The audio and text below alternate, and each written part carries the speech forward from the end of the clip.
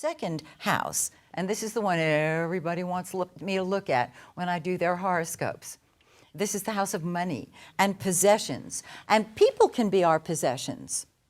Chairs, tables, cash money. Very, very important. But these possessions determine our value structure.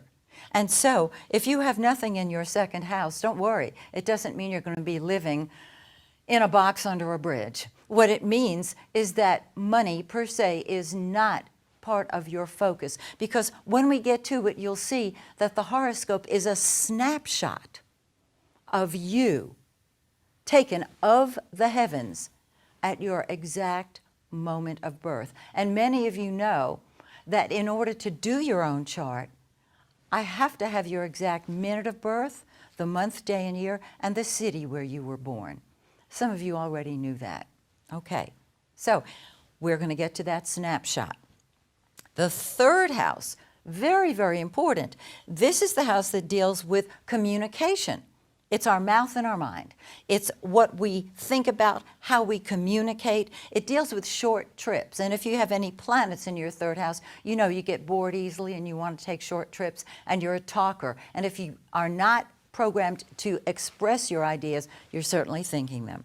The fourth house, very, very important. This fourth house is the foundation of your life. It deals with home and family, it deals with emotional security needs, and it deals with the nurturing parent, which traditionally is mother. Although nowadays, there are a lot of men who stay home while their wives go to work. So we are not sure whether it's mother or father until we actually look at the person's chart. So if you have planets in your fourth house and you've been wondering, is this my mother or my father? If I sit down with you and interpret your chart, I should be able to help you determine that, okay?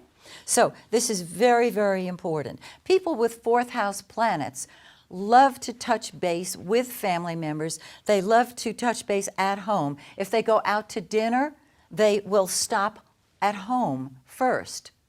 I used to ask a friend of mine, why do you have to go home before we go out to dinner? Are you afraid the house won't be standing? I thought I was being funny.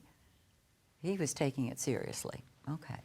Fifth house, the house of fun and games. And this is all kind of fun and games. Yes, let your imagination go wild. Do you like sports? Do you love to play a musical instrument?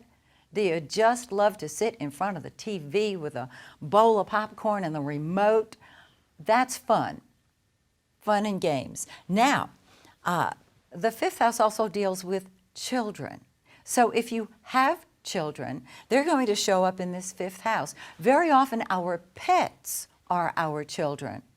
And I read them in the fifth house if that particular person has a pet that is like a child to them. The sixth house, very important house. This house deals with your work, your health, and your service, whatever service you provide to the planet. And when we look at this sixth house, if you have any planets in your sixth house, you're a worker.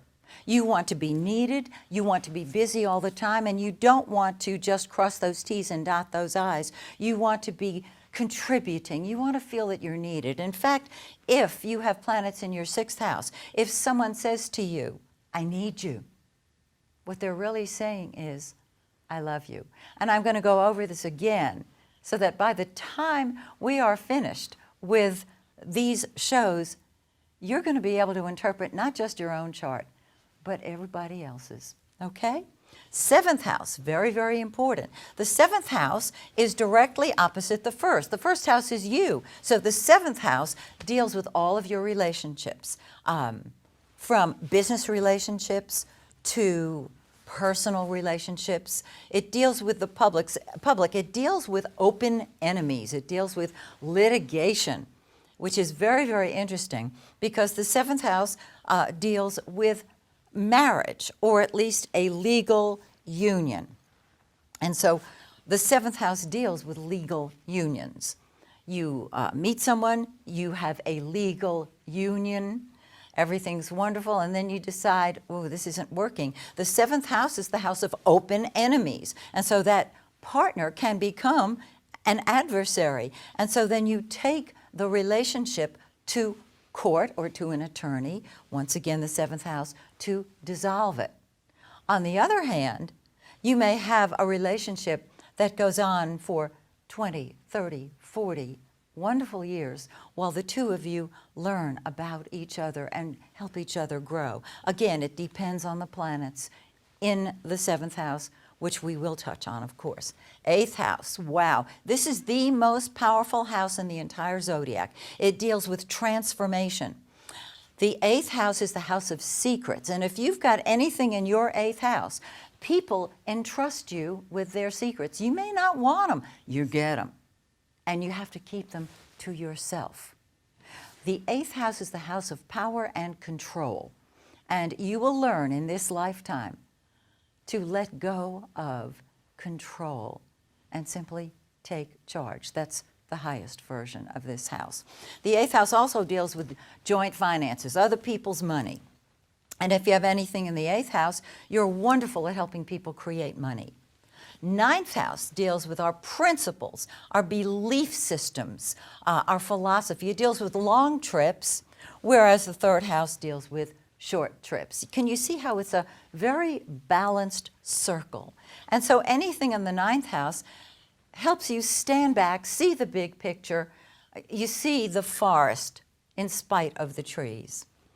The 10th house, oh, this is the one that the world sees. This is your public image. This is your career. A lot of people are retired and say, I don't have a career. I beg to differ. Yes, you do. It can be simply nurturing your grandchildren. It can be teaching something at a local YMCA, or it can be gardening. Whatever it is, you don't have to earn money for it. That is your public image. And the 10th house is traditionally the out front parent, the person who teaches you how to deal with the world. The 4th house parent teaches you about home and family. The 10th house parent teaches you how to deal with other people. Now, it can be your mother. It doesn't have to be the father figure. Again, it's up to you what you chose to create in this lifetime. It is mirrored and reflected and illustrated in the chart. 11th house deals with our friends and group activities. This is the house of the humanitarian, and you're going to find that if you have any planets in the 11th house, I can tell you right now, and I'll probably say it again, you ask yourself at least once a week, am I crazy or is the world crazy? Because you are so far ahead of your time. You are the humanitarian, and you see how important it is to create peace and harmony for the whole, because when you do it for the whole, the individuals within the whole also feel it. Most people don't think that way, and so you have always felt that you were different. You are. I mean that as a compliment. Pat yourself on the back for that one. And the last house is the 12th house, and this deals with behind-the-scenes activities of all kinds. And I know your mind is going round and round on that one. All kinds. When I look at the United States chart or the chart of other countries, very often there's a huge amount of 12th house activities for obvious reasons. They don't share everything. Surprise. They keep it private, behind the scenes, okay? Now, it rules the subconscious, it rules the spirit world, and if you have any planets in your 12th house, you have to have time alone at least once a day just to dream. Are you a dreamer? You can take those dreams and make them reality, because that 12th house is filled with communication with what we call the other side. And so you're a natural mystic. Okay, now that's the blank chart.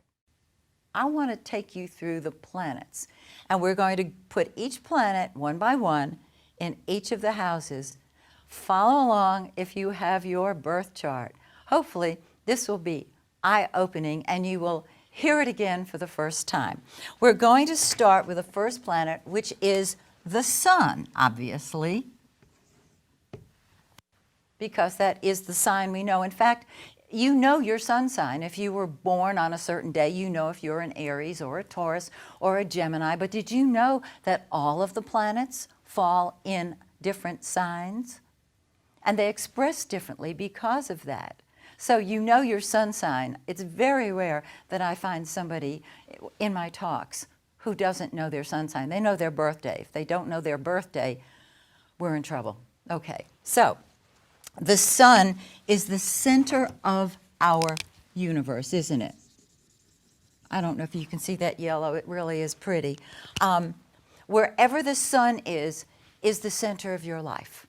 Now, there's an esoteric interpretation as well as a psychological interpretation of each planet. The sun is the ego, and the sun is the creative force. And you might say, that's great. Now, how do we interpret that in the chart? Well, I'm going to tell you. The sun is also Daddy's message to you. So if the sun is in your first house, the center of your, forgetting whatever sign it's in, the center of your life is you, your body, your personality, your appearance. So you're going to say, me first, because the first house of the zodiac is a me first house. And you might say, well, that makes me sound very selfish. Oh, no, it doesn't. I want you at my next party because you're the one who lights up the room. You're able to talk about yourself. You're able to share ideas about yourself, and that breaks the ice for everyone. In other words, as I go through, I tend to be a very positive person. I'm an ordained minister with the Universal Brotherhood, and I see everything as positive, even the so-called bad planets or bad aspects. There's no such animal. It's just energy. And we'll get to that in a little bit. So the center of your life is you. And your father, your daddy's message is put yourself first. This is by his presence or his absence. Either he did put himself first or he didn't. Now, some people say to me, I never met my father. I was adopted. Wonderful. Your adopted father is the one that you're looking at here, whoever you consider to be your father. Grandfathers, grandmothers very often raise children. And so it can be grandfather. However, there is a daddy involved on some level. If the father is not present, it is by his absence that he gives the child the message, you're on your own, kid, and you need to put you first. And I say, bravo. Go for it. Put yourself first. There is nothing in the chart that you want to squelch. This is your roadmap for this lifetime. Do it. Okay, let's say you have the sun in the second house of money. So the center of your life is money and possessions. And wherever the sun is, it lights it up. The sun is the giver of life. Now, you might be saying, well, I've got the sun in the second house, but I never seem to have enough money. What I have found is that people with a second house sun always feel that they don't have enough money. It's really funny. Does it mean they're going to win the lottery? I don't know, but it's worth a try, isn't it? Daddy's message is, get the money, honey. Make sure that you get the possessions. Make sure that you hang on to things, because this is the house of things, all right? Third house. This is the house of the conscious mind. And wherever the sun is in your chart, as I said, that's the center of your life. Well, you've got great ideas. It's like you have a bulb that goes off in your head. This is to the sun in the third house. Daddy taught you to talk and certainly to think. You get bored very, very easily. You've got to be on the move at all times because this is the house of mental curiosity.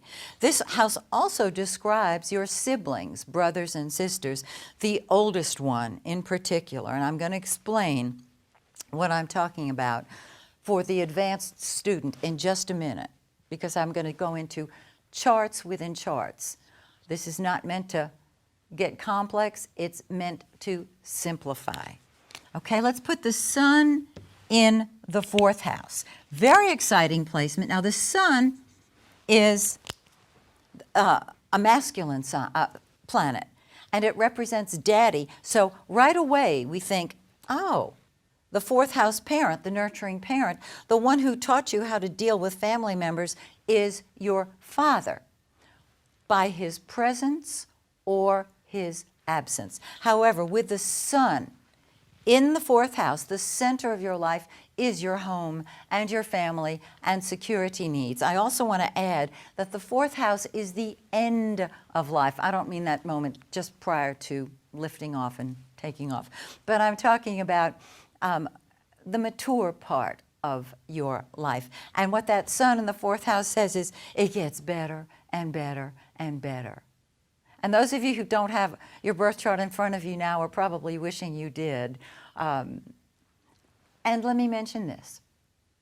If you will contact me at my website, MaxineTaylor.com, tell me that you would like a printout of your chart so that you can follow along, I'll be happy to do that at no charge for you. MaxineTaylor.com. Okay.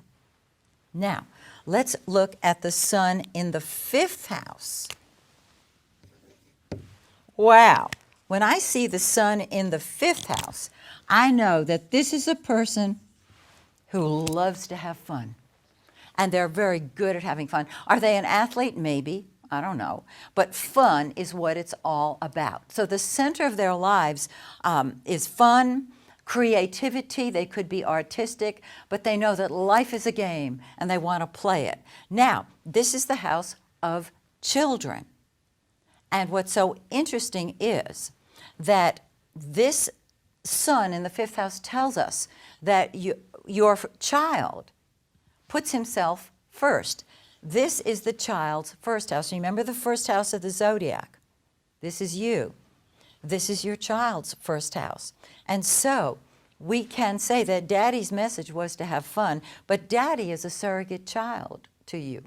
How did he teach you to have fun? He was childlike. And your first child is going to be his or her own authority figure. Hope that's not too complex. Okay, moving along. 6th house. If you have the sun in the 6th house, you are such a doer. The center of your life is service. It's being needed.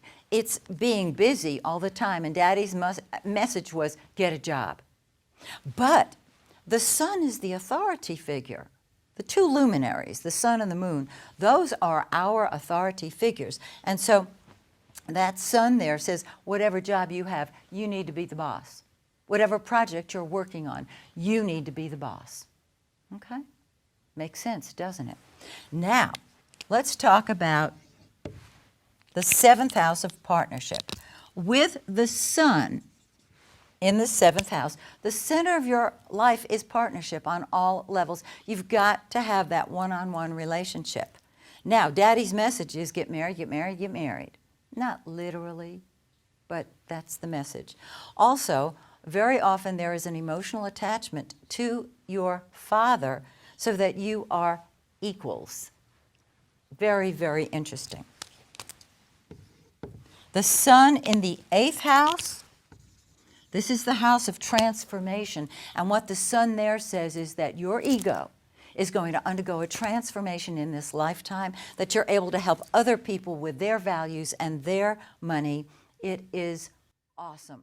And daddy's message is keep private. Keep your secrets to yourself.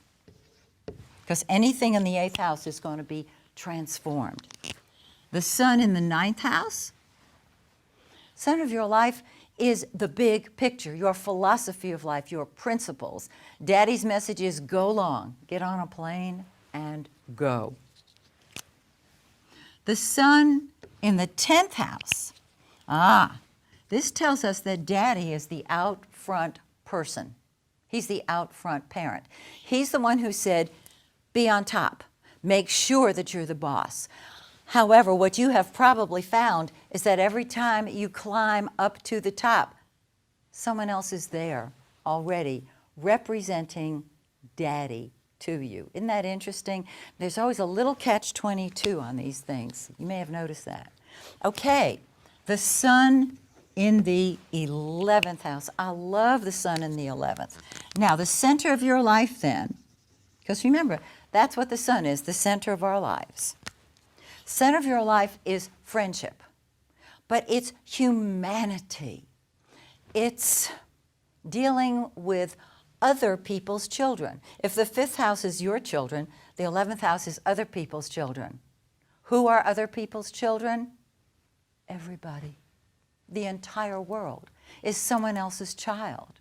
And so this is why you see the good in the whole and use it toward the betterment of the whole. It makes you a humanitarian. Okay. And Daddy's message is be a friend. And there's the sun in the 12th house. So the center of your life is nobody's business. It's private. You need your solitude and your privacy. The center of your life is very spiritual. You've got to be alone once a day just to process what's been going on. You cherish your privacy. You love it. Now, I promised to talk about charts within charts. So here we go. The 7th house is partnership. Let's look at it as marriage. Okay? It doesn't matter what type of marriage, it is a marriage.